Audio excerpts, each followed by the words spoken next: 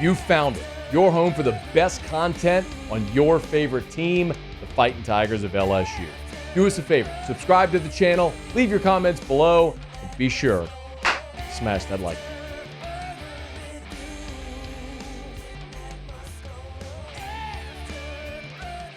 Love every chance we get.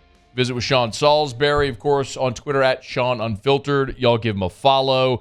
Few better to talk about offense, quarterback, football in general. We get him for 2 segments every single Tuesday here on AFR. Sean, always appreciate it, man. How are you?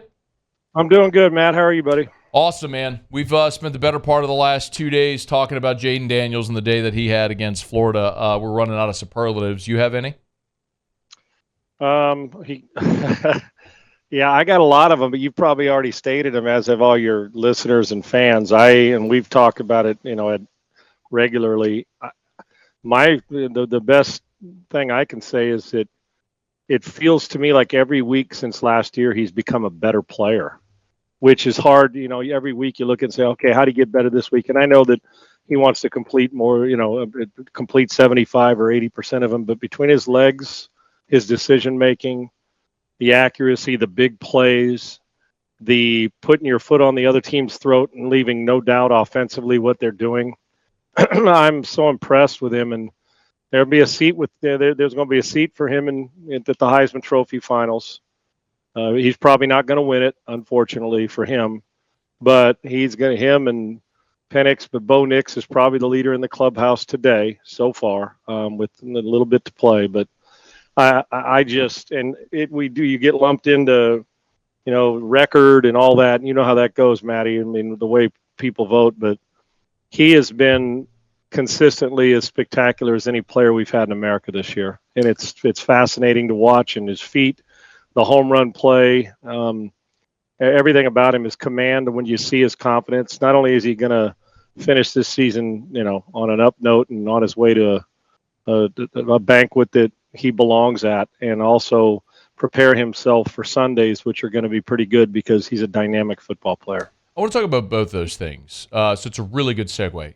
We'll start with the Heisman.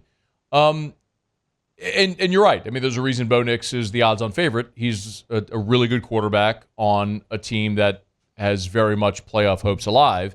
Jayden Daniels has been inarguably the most productive quarterback in football so far, but he's on a 3-loss team. So how do you how do you specifically, personally weigh those factors? Well, I think we always, Matty, are looking for that criteria, that what voters think. And really, no matter what the criteria is, some are going to make it, former players that maybe have a vote, or they're going to vote naked eye usually, because in truth, most of them aren't going and watching 11 or 12 games on tape. Bingo. And to me, I know this sounds hard to do, but for me, at the beginning of the season, everybody does it. But as you start to funnel it down, and if you're a voter, I honestly believe that your eye, I don't think that's fair to the kid. And I know it's busy, but if you are taking on the accountability of being a Heisman Trophy voter, as a former player and as a writer, a broadcaster, whatever it is that you're doing, and you got to vote, you at least have to go watch the big games and how they play. You have to. You got to rewatch them. I think, and I do that myself just for guys, and I don't have a vote for a Heisman Trophy. But I think it's because you can't just say, oh, man, did you see him in that one game? And that's my vote. I guess you can. Yeah. So whenever the criteria comes out, Matt, in truth, how many of them follow the criteria? Former players that can't watch all the time, but you can go get the tape and watch it. So I take it a little more, and I know they take it serious, but to me, there's little nuances that you watch. Do you elevate a team? When you look at the team and what you have to overcome, you know what it reminds me of, Matt, in this? I want you to think for a second about C.J. Stroud. C.J. Stroud right now, there is no quarterback in the NFL playing better football, and his stats are there to be they're gaudy. Yep. He's on a team that was supposed to be one of the 3 worst teams in the league by Vegas odds. He's got a rookie coordinator, head coach. His best receiver's a rookie. He's getting everybody involved. He throws touchdowns when they're down and from behind. He's as aggressive and the most aggressive quarterback in the league. His yards per attempt, everything about him. So he's on a 5-4 team. Let's say they go 9-8. and don't make the playoffs. But he ends up with he's 15-2 right now, touchdowns to interceptions. Let's say he's 30-5 and they're 9-8, but the guy who wins it goes to the playoffs. They're 10-7. He's got 4,200, and he's on pace to throw for damn near 5,000 yards. Yeah. And so that the stats are going to be gaudy. We love gaudy stats. And from 3.5 wins with one tie last year to 9 wins, and they're sitting in good position. How is he not the MVP of the league? Unless I understand there's the outlier when some guy throws 50 touchdowns or Ohtani's hitting and pitching that he's the MVP. I get that.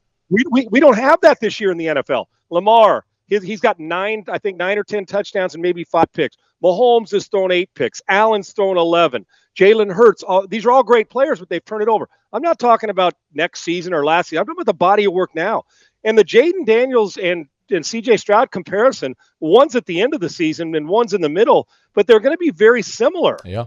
Gaudy stats, best player at their position right now, as good as anybody playing it. And I would argue better for both Jayden and him and CJ played the position, especially when you look at the circumstances of their teams. I take that into account with the Heisman. How do you do with your team? And 3 losses. I don't think you can discount a guy, but they're going to.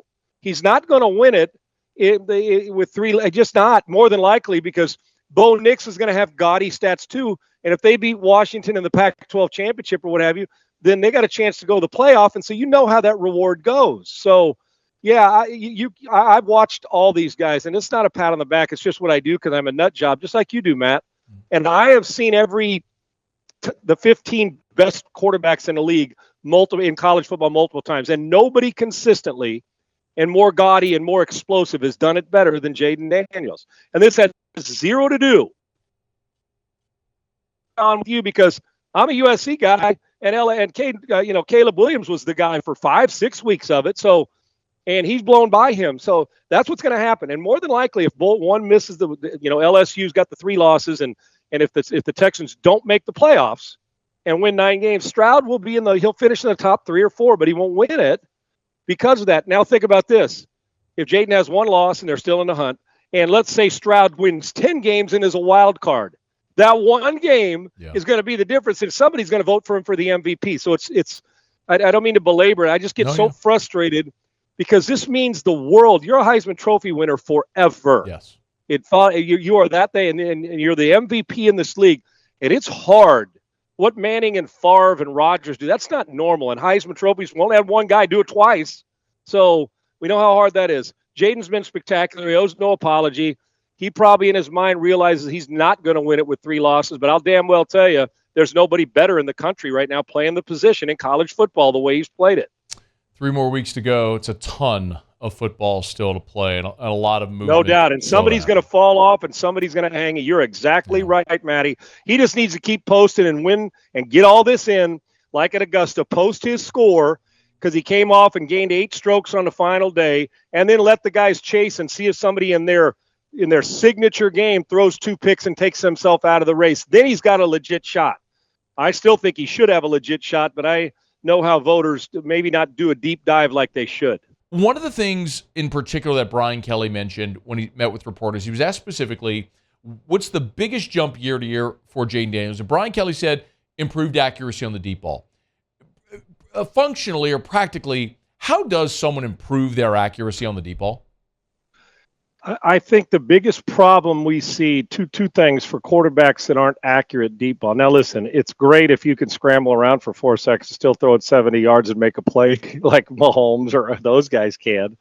But in rhythm, Matty, what's crazy, and Brian Billick, my coach, who was my coordinator in Minnesota, and obviously the Ravens Super Bowl coach, the studies, the analytics that we have, but all the film and study that not only we see in baseball, but football has been doing it forever.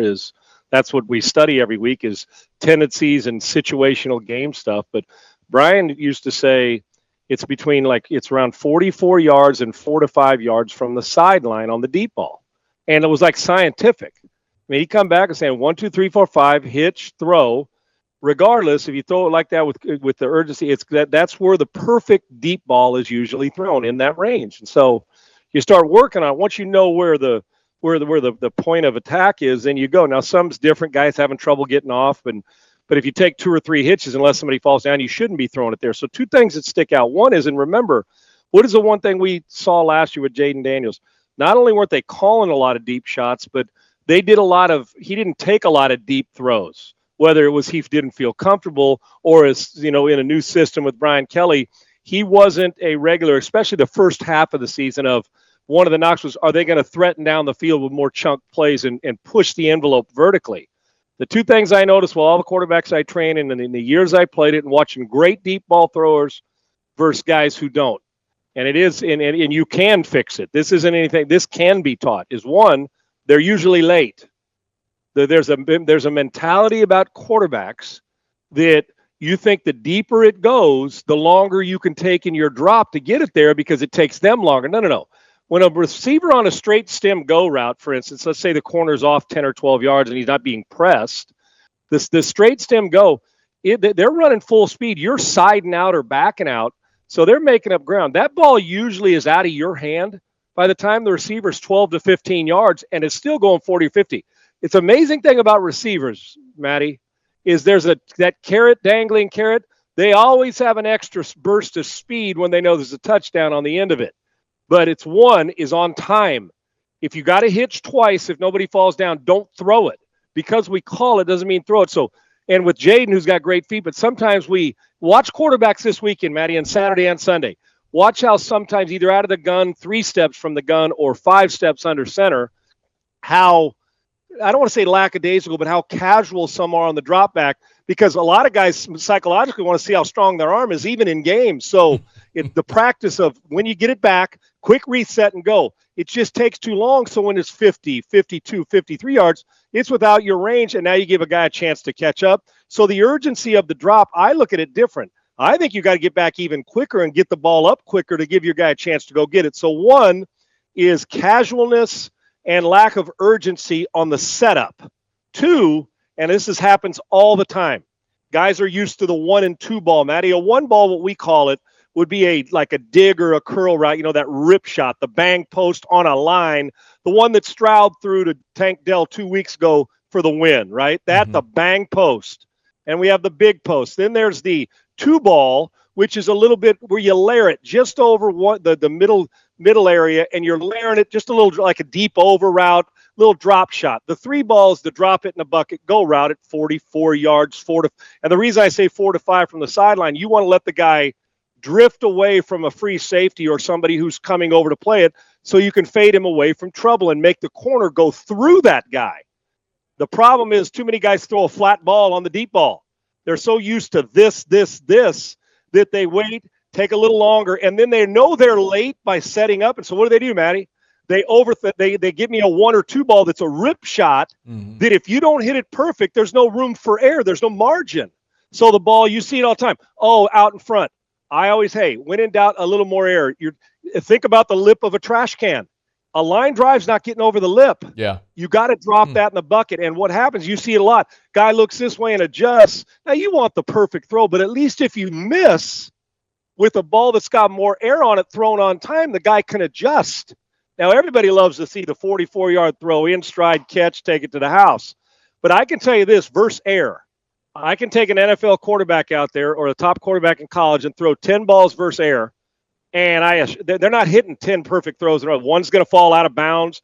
The rotation to the right, the ball drifts that way. When you're throwing to your left for a right-hander, it drifts more inside because of the rotation. All those things that gravity takes over when the ball's in the air. So the 2 things is too casual on a drop, and I need more air. And what I've noticed in watching him, now I haven't studied every single deep ball throw. I've watched 90% of his throws this year, is it's not as flat. There's more give a guy a chance to use their speed and adjust and go get it. So 3 ball on the go right now. If everybody falls down, get it to him. Hell, stop him and let him catch it and run in and backpedal in if he wants. But 1, 2, 3, 4, 5 or 1, 2, 3 urgent setup.